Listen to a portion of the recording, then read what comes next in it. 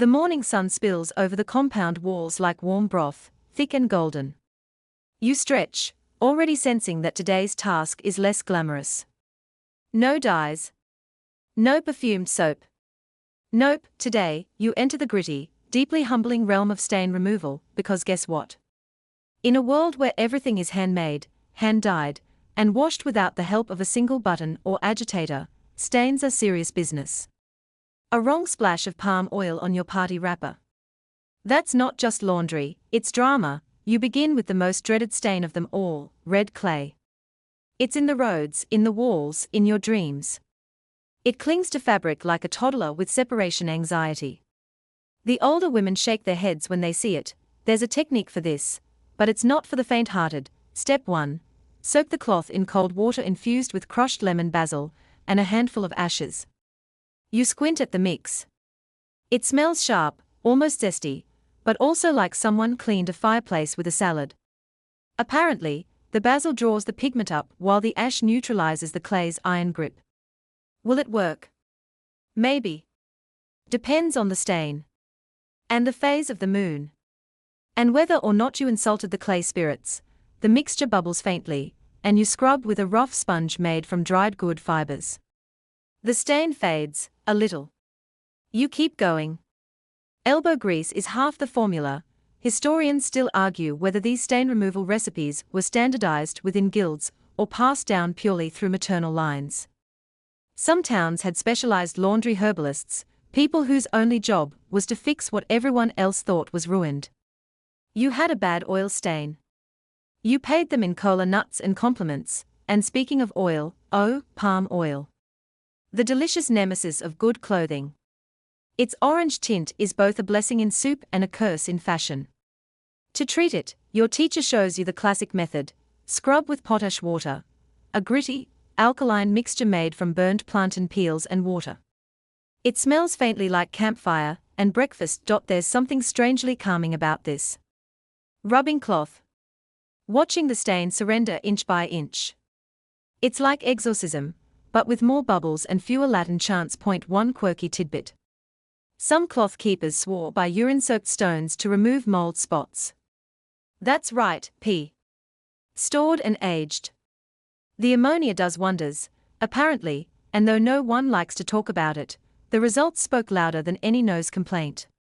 Don't knock it till you try it, someone says with a grin. You smile politely and take a big step back. Then there's charcoal dust, ground to a fine powder, and mixed with palm kernel oil. For ink or berry stains, this paste is pressed into fabric, left under the sun, then rinsed. The logic? Charcoal absorbs. Palm oil penetrates. The combination. Unexpected magic. Of course, it's not just about chemicals and friction.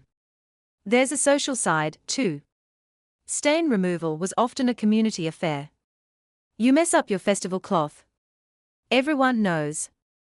The whole compound might weigh in on what to do. Auntie Mara says lemon juice. Cousin Toby says soak it in salt and sing the prayer for purity. And Grandma just TSKS and reminds you that you shouldn't have worn that wrapper to stir stew anyway. You begin to realize something. Clothing care was emotional labor. It carried weight. Ruined a cloth, and it wasn't just a wardrobe problem. It could be a family memory lost, a wedding promise stained, a social event shadowed, and so, people took their time. You watch an older woman work on a wrapper stained with cola nut paste, a tough one. She applies a paste made from mashed baobab bark and sand, gently rubbing with a flat pebble, rhythmically, like she's drumming. When asked why, she replies simply, "That's how I was taught." And it works. You don't argue with that confidence. Now, not all stains were accidental. Some cloths bore deliberate marks, often symbolic. Blood from a birth cloth. Wine from a funeral rite. Burn patterns that marked a near escape from fire. Some people refused to remove these, believing that doing so would erase the cloth's story. The stain is part of it, they'd say. It knows. It's also not uncommon to see cloths used as testimony. Someone accused of laziness might pull out a well-worn, perfectly scrubbed wrapper as proof of industry.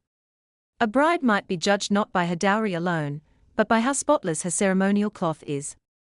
No pressure, you pause to think about your own clothes, how easy it is to toss them in a machine, how fast we forget the stories behind what we wear. But here, every stain has a backstory. And every backstory deserves a remedy. Later in the day, you help rinse the cleaned cloths in a special basin of final wash water, infused with scent leaves and drops of lime.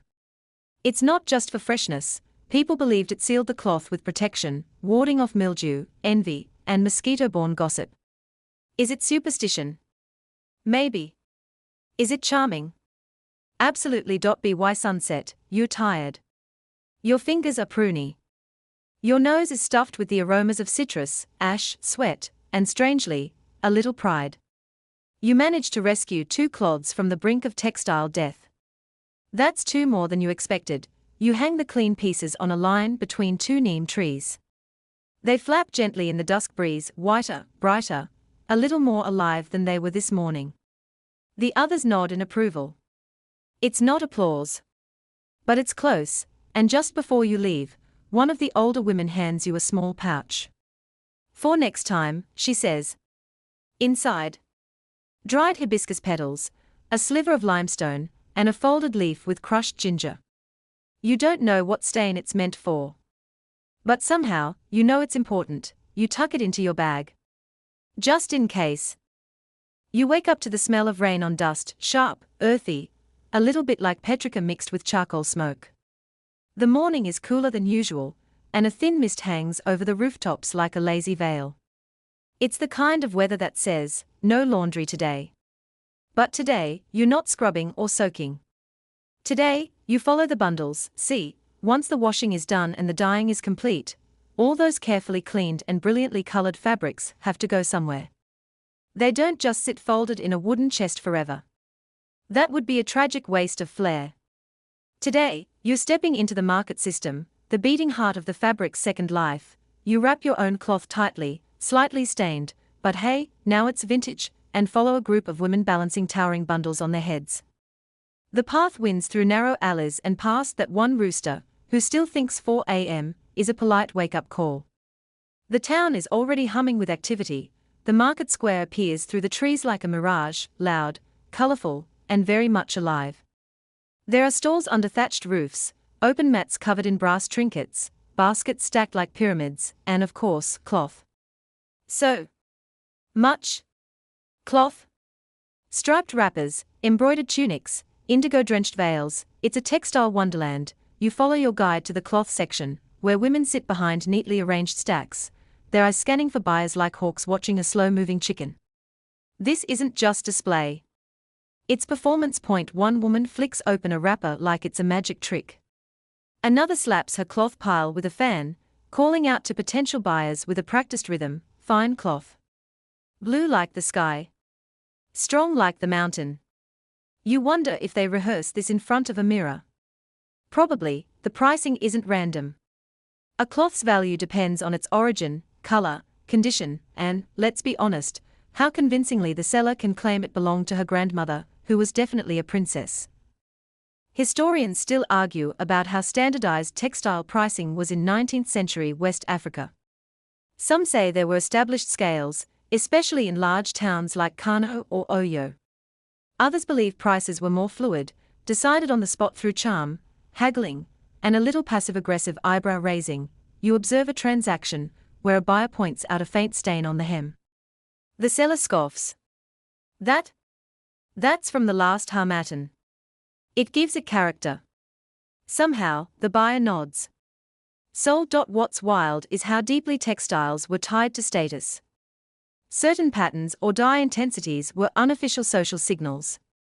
A deep, rich indigo might suggest wealth. Intricate attire designs could imply you were part of a respected guild.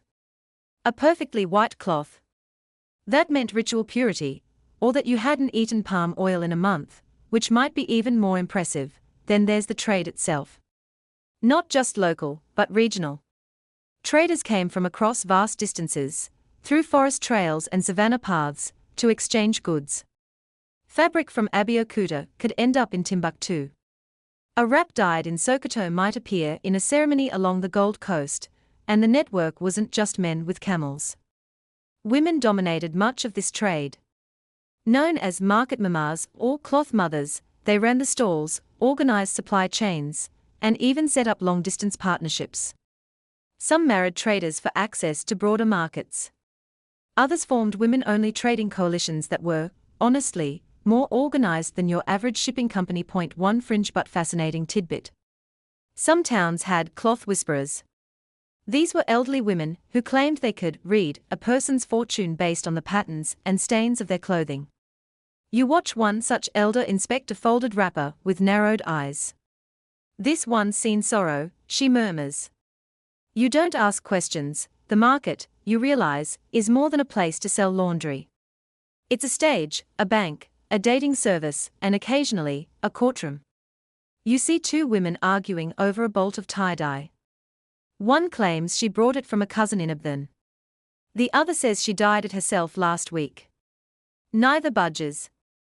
A third woman steps in like a judge, examining the design and the quality of the dye. After a tense pause, she delivers her verdict: too neat for Abdon. She's lying. Gasps. The accused walks away muttering, and amidst all the selling and drama, there's gossip. So much gossip. Cloth is a pretext for conversation. Whose son is courting who?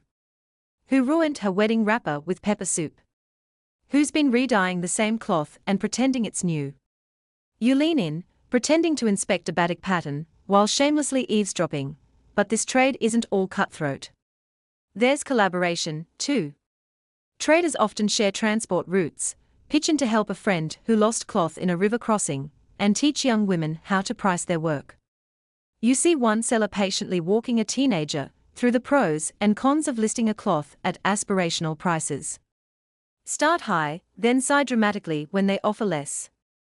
Works every time. And it does. You watch it in real time.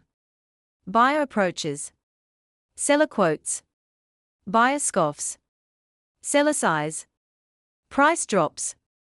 Hands shake. Everyone's satisfied. Later, you find yourself drawn to a quieter corner where a few elders sit with aged wrappers, not for sale, but for storytelling. One holds up a threadbare cloth with faded black lines. "I wore this the day my daughter was born," she says softly. "It was white then. Soaked in moonlight and song." You shiver, not from cold, but from something older. You realize in that moment, this is where laundry ends and legacy begins. As the market winds down, you help pack up unsold cloths, folding them with more respect than you expected. The fabric holds effort, history, laughter, maybe even heartbreak. You carry one back to the compound, and suddenly, it feels heavier than its weight, and when someone asks, "Did you sell anything?" you just smile. "No," you say. "But I learned a lot." The sun dips low, casting long golden shadows that stretch across the compound floor like lazy cats. You're sitting near a carved wooden stool, gently turning a piece of cloth over your lap, one that's been through the whole cycle: washed, dyed, dried, traded, and now, repurposed, because now, you've reached the part of laundry history they don't talk about much: what happens after the glamour fades. Welcome to the world of old cloths, second lives, and sacred rags. You start by helping an elder sort a pile of worn textiles, frayed wrappers, faded dye, cloth with too many stains even basil and ash couldn't fix. But these aren't headed for the trash heap. Nope. In 19th century West Africa, cloth was too valuable to simply toss. Every thread has potential, even if it's no longer fashionably vibrant. First stop. Household reuse. An old wrapper becomes a baby sling. A stained tunic gets cut into cleaning rags. Soft, threadbare pieces are folded into pillow linings or sewn into patchwork bedding, an informal art that doubles as cozy insulation. The most prized repurposed cloths. Mosquito net linings. That's right. In towns where malaria was a regular guest, women stitched together layers of worn cotton to fashion protective barriers. It's not perfect, but it beats smacking your face every 5 seconds in the middle of the night. One woman shows you how she folds older fabric into small cloths for menstrual care, their soft texture perfect for comfort. Another stores bits of dyed fragments to trade with traveling amulet sellers. Apparently, certain dye patterns are thought to ward off bad spirits, which brings you to the stranger, more mystical side of fabric's second life. That frayed blue strip. It might become part of a protective charm. Folded tightly around a dried root, sealed with beeswax, and worn on the ankle to avoid envy, illness, or just that one cousin who always asks too many questions. Historians still argue whether these fabric charms came from indigenous belief systems, or were influenced by Islamic talismanic traditions spreading across the Sahel at the time. Either way, you watch with wide eyes as an elder wraps a cloth strip around a carved figurine and buries it at the edge of the compound. For luck, she mutters. No questions asked, another cloth gets handed to the healer down the lane. You follow curiously. She's an older woman with silver threads in her braids and a laugh that sounds like rustling leaves. She lays the cloth on her lap, sprinkles it with ground herbs and murmurs a few words. This one will help with a fever, she says, tying the cloth around a small bottle filled with bitter bark tea. It's less laundry now and more spell work. Then there's burial cloth. A whole, undamaged wrapper might be saved for someone's final ceremony, used to wrap the body with care. But even scraps had a role, tied around a burial bundle, or placed under the head like a farewell pillow.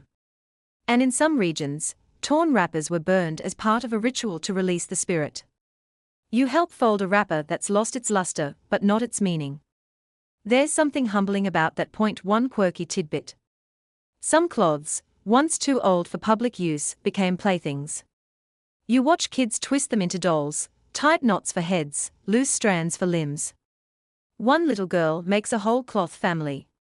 The mother doll wears a wrapper, with faded indigo, and a tiny string necklace made from a broken gourd bead.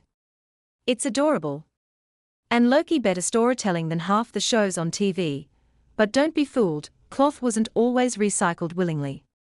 Sometimes, the emotional weight was too heavy. You overhear a quiet exchange. A widow offering her late husband's cloth to be burned. He wore it when he left, she says simply. I don't want it seen again. The women nod in understanding. Some cloths carry too much memory to be repurposed. At the same time, others are passed down with pride. Like the patched-up indigo you saw at the market, the one worn the day my daughter was born. These cloths become living relics. Not just fabric, but family members. You also hear about the cloth-sharing ceremonies, rare but meaningful.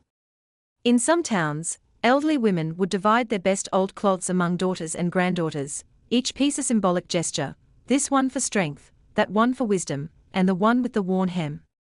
That's for humor, because even old age needs a laugh. A cloth's second life could also be artistic. You meet a woman who stitches together scraps into what she calls a memory cloth.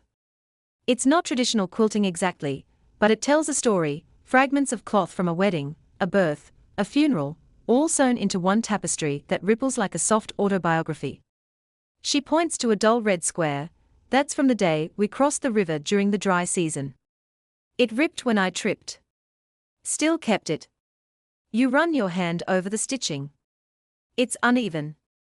It's beautiful. By the end of the day, the pile of cast-offs is gone. Nothing's wasted.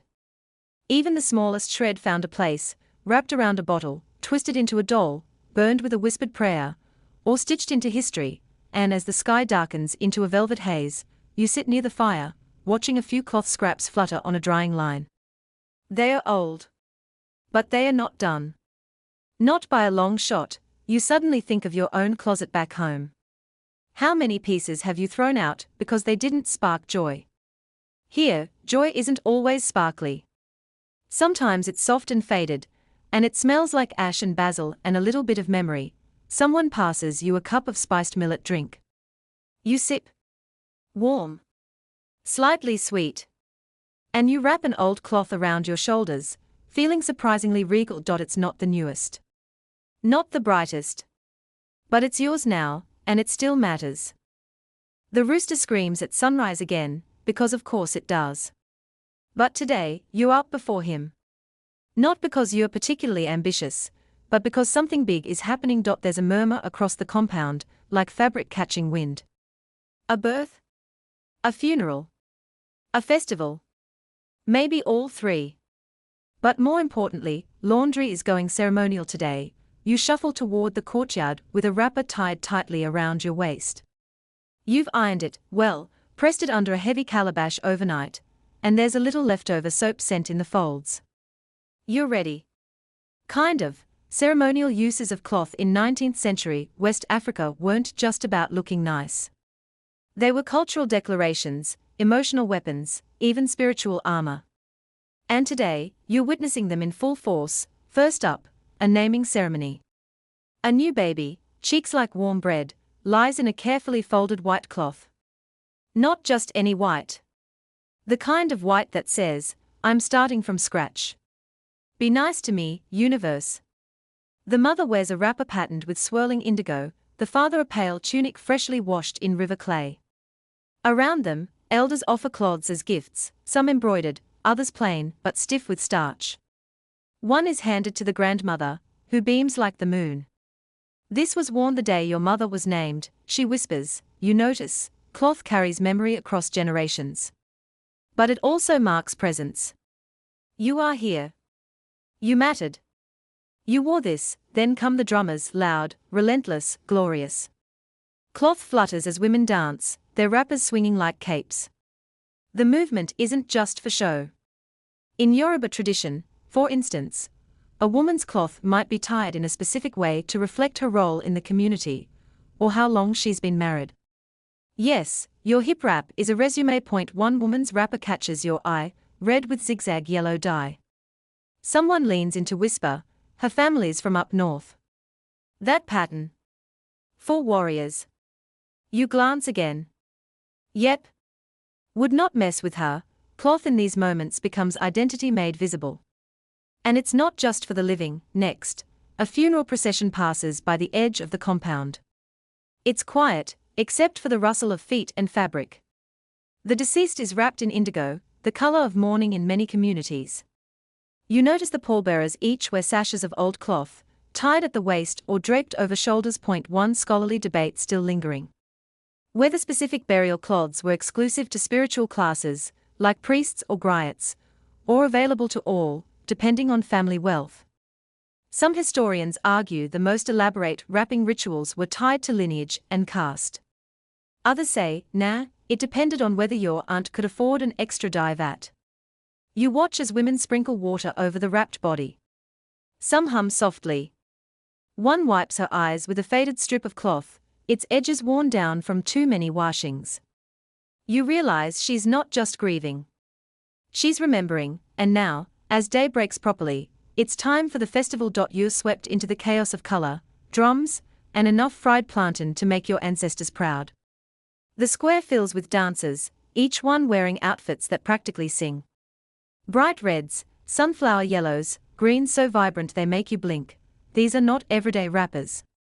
These are ceremonial masterworks, dyed by the most skilled artisans, stored in trunks lined with camphor leaves, only brought out for the big stuff. Weddings. Celebrations. First harvests. Secret society initiations. Or, Tuesdays if you fancy. There's a masked dancer now, face covered, body wrapped in 7 layers of cloth. Each layer tells a story. Birth. Initiation. War. Loss. Power. Redemption. Gossip. Yes, gossip gets its own layer. You're told some towns believed cloth could contain spirits, good and bad. A wrapper worn during childbirth might protect the baby. A sash tied during a masquerade could trap a mischievous ancestor spirit. You sneak a glance at the dancer's hem, wondering if it's been scrubbed clean of ghosts, or still humming with them. A woman nearby shouts with pride, pointing to a dancer in green and gold. My daughter made that cloth herself. Hand-dyed. You nod enthusiastically, even though your own attempt at dyeing left you looking like you lost a fight with a blueberry. You notice a curious ritual, women tossing old wrappers onto a bonfire in the middle of the celebration. Releasing the year, someone explains. Letting go of what we carried. The flames dance, and the cloths burn slowly, releasing puffs of blue, brown, even a faint scent of lemon soap. There's grief there. And relief. It makes you wonder, what would you burn, if you could? Which fabric of your life are you ready to let go? In a quiet corner, you find a priestess tying cloth strips around a wooden shrine. Each color means something: blue for truth, red for courage, white for peace. You watch her fingers move gently, almost reverently. The spirits don't listen to plain words, she says softly. But they know colors. Nearby, a group of children play a game, where they take turns wrapping themselves in different cloths and pretending to be kings, warriors, midwives. One kid dramatically ties a cloth over his head and yells, "I'm your grandmother now." Everyone cackles. You do too, and somewhere between the laughter and the chanting, it hits you: this isn't just laundry. It's storytelling. It's ritual. It's identity, stitched and soaked and sung. One quirky little fact you overhear. Some families believed that a cloth worn during your most joyful moment in life could protect you from misfortune if you slept with it under your pillow. You silently make a note to stop using your favorite t-shirt. As the sun begins to fade and the fire cools, you help gather the last few scattered wraps from the celebration ground.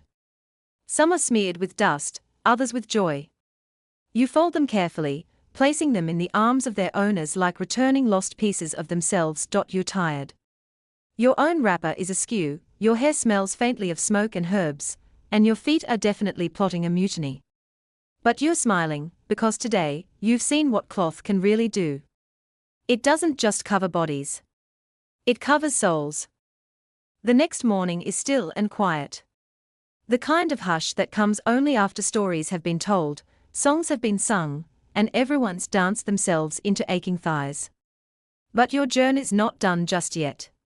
Today, you walk the winding paths of commerce, culture, and collision, because you're now tracing how laundry, yes, humble, soaked, stomped upon laundry, helped West African towns push themselves into the vast and messy machinery of global trade. It starts with a whisper.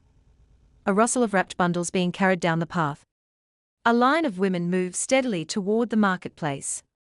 Some carry baskets on their heads piled high with neatly folded wrappers. Others balance tightly rolled bundles, cloths that have been dyed, pressed, and perfumed with local herbs. They are not just traders, they are negotiators, curators, diplomats of fiber. You're walking beside one. She's named Adama, and she laughs when you ask if she's nervous about selling. Why, she says. They came for my cloth last time. They'll come again. And they do. The market square explodes with movement, voices calling, goats wandering, drummers testing rhythms, and over it all, the deep, sweet scent of fabric that's been sun-dried and fire-finished. Here, laundry takes its place as luxury and livelihood, your first stop. The dyed cloth sellers. Remember those indigo pits you stepped into back in Section 3? Some of the richest wrappers here come straight from those vats. Deep navy, patterned with tie-dye moons or resist-dyed stripes, they fold like velvet and gleam like oil. A local merchant tells you, the British pay well for this. And just like that, you're reminded that this isn't just community-level commerce. It's global economics. By the mid-1800s, West African cloth was crossing oceans, traded along coastal routes, bartered inland, even shipped across the Atlantic. Sometimes it was exchanged for salt, spices, and metals. Other times, for something far more tragic. Enslaved people. Historians still argue whether local textile production empowered resistance or got tangled in systems of exploitation. The answer's not clean. Nothing in history is. You peer at a pile of imported fabric on the other side of the market, bright cotton from Europe. Flashier, cheaper, mass-produced. A few townsfolk sneer at it. No soul, says one woman, running her fingers through the glossy weave. Smells like paper. And yet, it sells. Fast. Global capitalism, doing what it always does, undercutting the handmade, dressing it up as progress. You wander to another corner and spot a cloth weighing ceremony. It's a kind of deal-sealing ritual. Two merchants stand before a woven mat, weighing the fabric and sprinkling kola nut dust over it. If the buyer is satisfied, they spit gently to the side, for luck, and clap 3 times. Trade closed. One quirky tidbit.